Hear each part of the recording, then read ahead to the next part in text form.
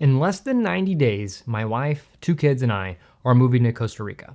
Now, as a certified financial planner, you might think I'm crazy, but here's what I've learned. The best financial decisions aren't just about spreadsheets. They're about what you actually value. So today, I'm sharing our real numbers, the financial structure behind this move, and why I'm shifting my entire practice to serve expats. So people like you who are wondering, can I actually afford to live somewhere else? And more importantly, why would I even want to? Because here's the real question. Can you afford to not live the life you actually want? I'm Brennan Vitali, and if you're thinking about making a major life change, whether you're a family seeking better education and community, or you're a retiree ready for your next adventure, this video is for you. This isn't just an emotional decision, or just a financial one. It's actually both. And that's how all major financial decisions should be made. And our move comes down to 3 core pillars. 3 things that we're missing from our life in Washington, and we just couldn't ignore it anymore. So pillar number 1, community and belonging. We live in a 2,000 person suburb. Beautiful homes, great neighbors, and honestly, they're the one thing that I wish I could take with us. But here's the reality. Our children don't have playmates who just come and knock on the door. There's no spontaneous play. There's no kids running between houses. And when I was growing up, if you were outside, you played together. That's just how it worked. But today, unfortunately, our kids go outside and nothing. They're alone. They're riding their bikes alone. And it's not just the kids. My wife and I feel it too. We're surrounded by people, yet we're isolated. And I know we're not alone in feeling this because many of you watching this probably feel the same way. So when connection is missing, everything feels hollow. Then we have pillar number 2, which is education. So let me give you a statistic that kept me up at night. Since 2015, right when social media really took off, there's been a 30% increase in anxiety and depression among young girls. And then COVID hit, and we saw how drastically that impacted all of our children. And so I have a young daughter who's about to enter school. And when I look at the American education system, I really don't like what I see. The system needs massive transformation, and frankly, it's going to take too long. I need a solution now, not in 5 or 10 years. So what are our options? Public school? Well, after some research, it just doesn't align with our values. Private school? Well, we're talking between $1,200 and $3,000 a month. And even then, we found a Montessori school around us that's nearby, but it only has 30 kids and only goes up to 6th grade. So it's incomplete. So what happens after that? We have to uproot our daughter again for middle school and high school? And then what about homeschool? Not a chance. That's not our skill set. I don't have the patience for it. And honestly, we want our children to be socialized with other kids. And every option felt like a compromise. And I wasn't willing to compromise on my daughter's childhood. And education isn't just about academics. It's about giving our children a childhood worth having. And then pillar number 3, financial sustainability. This one's simple. We want to live within our means without sacrifice. Right now, we're a 2-income household. Both my wife and I have pretty good incomes. We can pay our bills, no problem. But here's what we noticed. We're really squeezed on the extras. Vacations, we have to plan carefully. Going out to experience things as a family, we have to budget. And there's a spontaneous trip or experience that we want to give our kids, we have to really think about it. So we're living well, but we're not living freely. And here's the thing, I'm incredibly privileged. I run a virtual financial planning firm, which means that I can work from anywhere in the world. But even with that privilege, we felt constrained by the cost of living in Washington, and really in the United States. So we ask ourselves, what if we could drop down to a single income, live more within our means, and actually have more freedom? So what if financial sustainability wasn't about making more money, but about structuring our lives differently? So what's the point of affording everything if you can't afford to live the life that you want? So those are the 3 pillars: community, education, and financial sustainability. And 3 things that we're missing, 3 things that we needed to solve. And now I know what you're thinking. That sounds idealistic. And you're probably wondering about the statistic that many people bring up, which is 30 to 40% of expats return within 3 years. And so we've thought about that extensively. We're not going into this with rose-colored glasses. We do expect challenges, we expect conflict, and we know there will be moments where we question this decision. I mean, we do this pretty much every single day. But this is a calculated risk with contingency plans. We've run the numbers, obviously, and we've thought through every scenario. And even if we return in 3 years, we'll have lived differently. We'll have tried something that aligns with our values. We'll have given our children an experience they would not have otherwise. But honestly, I don't think we're coming back. And here's why. Since this is a financial planning channel, let's break down the actual numbers. So first, let's look at our current costs in Washington State. Our mortgage is $3,500 a month. And I know that's high or maybe low to some people. Utilities run us about $500 a month. Electric, gas, water, garbage, internet, it all adds up. And then healthcare is around $400 a month, which is pretty low for a family of four. But that doesn't include all the payroll taxes and self-employment taxes that I have to cover. So really, healthcare costs, if you really want to consider it, is much higher because it's coming out of our taxes as well that I actually don't get any benefit from. And then we have transportation. We're in a car-dependent culture here. Everything requires driving, gas, insurance, maintenance. We spend a significant amount just on getting around. And then food runs us between $1,000 and $1,200 a month, and we're really not eating extravagantly. We go to Costco, we go to Walmart. Not just groceries and occasional eating out for our family of four. And then we have private school, or schooling in general. If we wanted it, we would be anywhere between $1,200 and $3,000 a month per child. So when you add all of that up, we're spending between $7,000 and $10,000 a month. So now we can afford that. We're not really struggling, but we're living in what I call a sustainable constraint. We're making it work, but we're squeezed on some of the extras. Travel's limited, experience are rationed. We don't do any vacations really. We don't fly anywhere, and we're not really living freely. Now let's look at Costa Rica. Housing. So first off, we'll be renting a 2 to 3 bedroom home while we build, and we're budgeting about $1,500 a month. And that's a reduction from $3,500. So that's $2,000 a month we're saving right there. $24,000 a year. Now, you might ask, what's the catch? What are we giving up? Space. So we're going from 2,500 square foot home down to probably between 700 and 1,200 square feet. And that's a significant downsize. But here's why it works for us. And I'll explain this more throughout this video. We're going to have shared community spaces. We won't need all that personal square footage because we'll have access to community centers, pools, gardens, and other spaces whenever we want them. And then utilities, which are much cheaper there. They're between $100 and $200 a month. And so that's down from $500. That's a 60 to 70% reduction. And why is it so much cheaper? Well, the climate in Costa Rica never really gets below 65 degrees. So we're not running heating systems constantly. We won't need that much air conditioning because we're going to live in the Central Valley where there's mountains and naturally cool air and nice breezes. And then we have healthcare. We're budgeting between $200 and $600 a month for a family of four. That really just depends on what we go with. And really, there are two options in Costa Rica. The first option is Caja. This is the public healthcare system. So as a resident, a permanent resident or temporary resident, you pay between 10 and 18% of your income, and it covers everything. So it's similar to how we pay into Social Security and Medicare here, except in Costa Rica, it actually covers everyone, not just some people. And option two is private insurance, which is still significantly more affordable than the United States healthcare. And then we have transportation. $100 to $200 a month is what we're going to be budgeting, and we'll be much less car dependent. So the community we're moving into has most of what we need, all within walking distance. So we'll only need to drive out a few times a month for bigger shopping trips or specific errands. And then the big one, education. Private school at the real world school, which is where we're sending our daughter, and I'll tell you more about that in a minute, is about $1,000 a month total for both of our children. So right now we're paying $300 to $400 a month just for part-time preschool for one child. So if you really do the math, we're actually spending less in Costa Rica for full-time project-based education for both of our children than we're spending part-time for one. So when you add all of our monthly budget up in Costa Rica, we're spending about $4,000. That's a reduction of $4,000 to $6,000 per month compared to Washington. So over a year, that's $36,000 to $72,000 in savings. So let that sink in for a moment. That's not just a small difference. That's an entire salary. That's life-changing money. Now, here's the nuance I want to add, and this is important for proper financial planning. Not everything is cheaper in Costa Rica.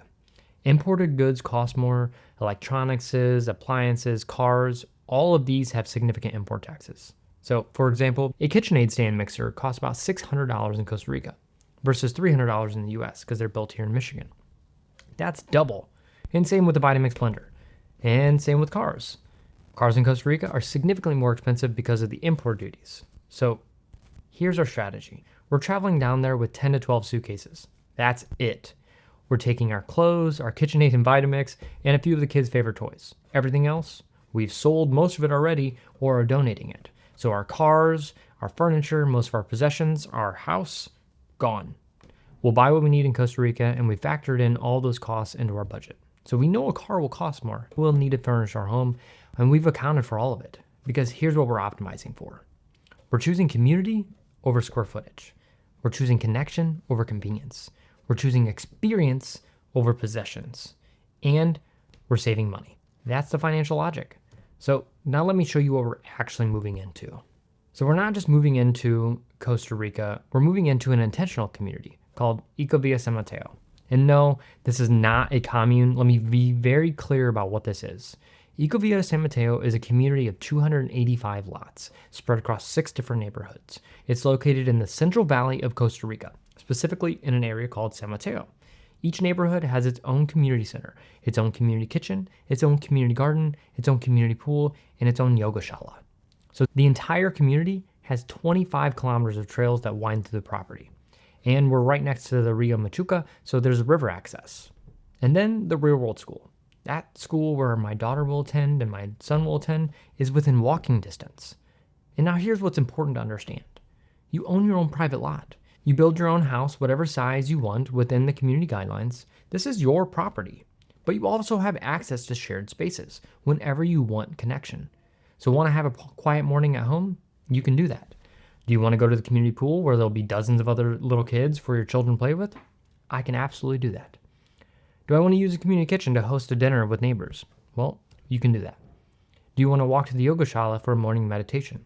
You can do that. You're never forced to participate, but the infrastructure is there for when you want it. And that's the model. Private space when you need it, shared space when you want it. And here's why this works financially. And this is the key insight. So we're downsizing from 2,500 square foot house to about 1,000 square feet or less. And now, if you're thinking, how can a family of 4 live in 1,000 square feet? I get it. It sounds small by modern American standards. But let's put this into a little bit of perspective. So in the 1940s, 50s, 60s, families of 4, heck, families of 6 or 8 lived in these size homes. My dad grew up in a family of 10 or 11 siblings, and they didn't live in a big house. It's manageable. And here's why this works in this context. 1, it's the climate. It never really gets below 65 degrees. We're not stuck inside for months at a time dealing with those harsh winters. We'll be outside constantly. Our living space extends beyond the walls. 2, we'll have shared spaces. So when you have access to a community center, a pool, gardens, trails, you don't need all that space inside your personal home. You're not trying to fit everything in, entertainment, exercise, socializing, into your private square footage. And 3, intentional design. We're not just shrinking our house arbitrarily. We're designing a space that works for our family. Maybe we'll have a Murphy bed in our bedroom to maximize space. Maybe we'll build vertical storage. Maybe we'll have an outdoor living area that functions as a second living room. The point is this. American culture has been obsessed with McMansions. We keep building bigger and bigger houses on tiny lots because we've become hyper-individualistic. We think we need space for this and space for that. But what if you could have shared space instead? What if you didn't need a massive backyard because you have 25 kilometers of trails? What if you didn't need a home gym because there's a yoga shala and fitness equipment in the community center? What if you didn't need a giant kitchen because you can use the community kitchen when you're hosting larger gatherings? So we're trading the square footage for community and belonging, and we're saving money doing it. So now let me tell you about the community itself. Right now, the community is about 87% full. There's still some lots available, but it's been filling up for the past 2 years. And here's what's incredible. There are people from 60 different countries living in this one community. 60. The majority of families just like us. People who want their kids to grow up differently. People who want connection. People who are tired of this isolation of modern suburban life. And there are also retirees, people who want adventure in their next chapter, and people who want to be around others instead of aging alone. And then there are some couples without kids, people who just want to live in a more connected and intentional way. And we're all there for similar reasons. And now one practical note, yes, there are HOA fees. This is a real community with infrastructure that needs to be maintained, and there are reserves that need to be set aside for repairs and future projects. And those fees are all factored into the $4,000 monthly budget. I'm not hiding any costs here. This is all part of the financial plan. So that's Ecovilla San Mateo, and that's what we're moving into. But you might be wondering, how do we even find this? How do we go from a suburb in Washington to an eco-village in Costa Rica? So let me tell you that story because it matters for understanding how you might be able to make a similar decision. So how did we get here? 3 years ago, back in 2022, before we even moved to Washington, my wife and I did a visioning exercise. We sat down, we asked ourselves, what do we actually want our life to look like? And we wrote down 3 things. 1, we want to be in a community with like-minded individuals, people who share our values, people we can actually connect with. 2, we want a strong education system, not just adequate, strong, a place where our children can thrive, not just survive. And 3, we want access to mountains and recreation. My wife and I love hiking and we love being outside. We wanted that to be a part of our daily life, not just an occasional weekend escape. And we wrote this down on a piece of paper. And I recently found that paper again and I put it in my wallet. And here's what I realized. We thought we had accomplished this when we moved to Washington, but we were wrong. We looked too broadly. We thought, okay, we'll move to this city because it has good schools and mountains nearby. But that's not granular enough. What matters isn't the city. It's the specific community that you live in. Our neighborhood has 2,000 homes, and we know maybe 5 families. There's a park that we can walk to, but there are no other shared spaces. There's some trails, and there's no community center. No place just to run into neighbors and connect. Our kids go outside and they play alone. That's not community. That's just proximity. So we started asking, what would it actually take to create the life that we envisioned? And I did what financial planners do. I created a plan, and I called it the Manifesto for Instead. And Instead stands for Integral Homesteading. So let me explain. So you've probably heard of homesteading. Living self-sustainably on your own land, growing your own food, being mostly independent, but integral homesteading is different. It's homesteading plus community, and it's doing it together, not alone. So it's integrating the best parts of self-sufficiency with the connection and support of living with others. And I designed this whole community based on this concept. I use something called a Dunbar's number, which says humans can maintain about 150 meaningful relationships.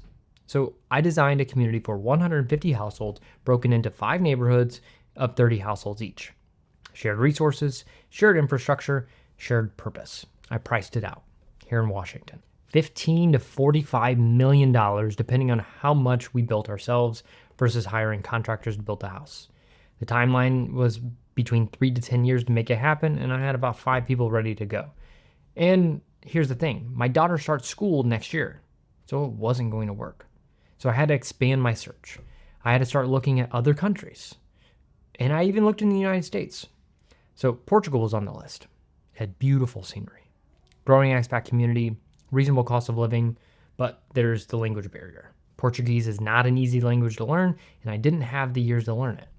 Then we have the Netherlands, which was another option. Incredible education, progressive policies, good infrastructure, but it lacked the mountains and recreation that we wanted. And yes, we could travel to nearby countries for that, but we wanted to be a part of our everyday life, not just something that we had to plan trips for.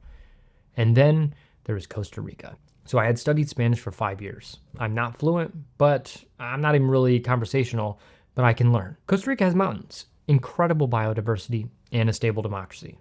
Good visa programs for expats, and here's the thing, my wife and I had visited Costa Rica years ago, before we even had kids, and we had this moment. We were sitting in the town square in La Fortuna, watching the families, and we could see it.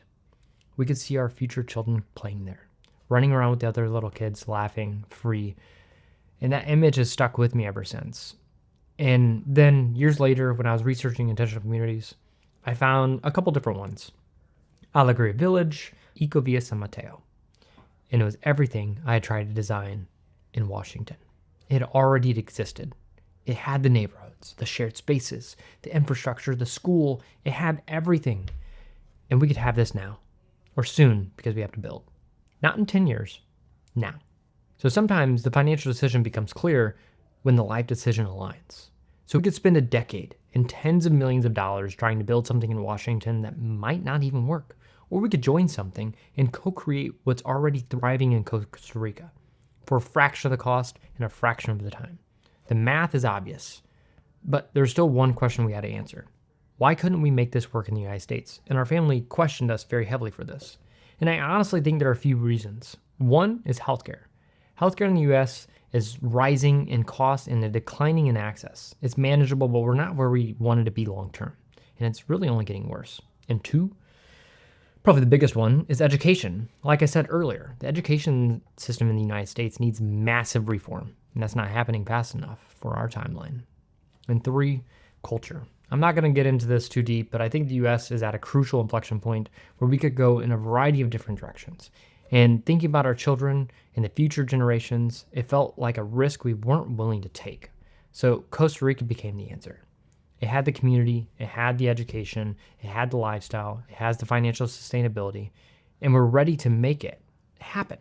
So now let me put my CFP hat on and show you exactly how we're structuring this move, because here's the thing. This wouldn't be possible without proper financial planning, not just for the income side, but for the structure and timing. And I call this the domino strategy, because here's what has to happen in order. Domino 1, we have to sell the house. Our house is currently listed. We're actively showing it. We're hoping to close within the next 2 months. Domino 2, we need to sell the cars. We're selling our vehicles, everything. We're not shipping anything down.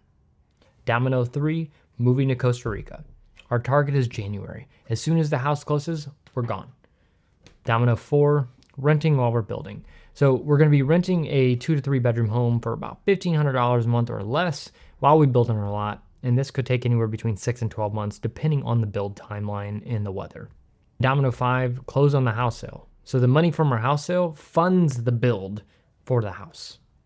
And Domino 6, we'll start building. So I'm expecting to be able to do this sometime in February. And we already have our lot purchased. We're not buying an existing home. We're building from scratch, which gives us control over the design and cost, which we're actually building 2 homes. The first one is a casita, which is much smaller, and then we'll eventually build our dream home, but we just need to get down there. And Domino 7, we'll move into our permanent home. So once it's built, we'll move in, and that's where we'll be long term. And so each domino has to fall in the right order. Miss one and the whole thing stalls, and I have to figure something else out, but that's perfectly fine. And this is why planning matters. So here's what I've done to manage this. I created a month-by-month spreadsheet. I have tracked our expected income and our expected expenses and the timing of the major asset sales.